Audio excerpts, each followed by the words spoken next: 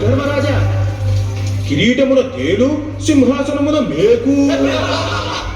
యమహో యమ! మదీయ నామము చెవిసోకిన మానవ జాతి మృత్యుఘోషతో విలిపింతురే. అట్టి మానవ జాతిని జయించిన ఓ నరాధముడు మమ్ము దుర్భాషలాడుటైనా అవమానాగ్నితో నా శరీరము దహించుకపోవచ్చున్నది. ఆ మానవాధముని అత్యంత శీఘ్రముగా మన లోకానికి రప్పించము.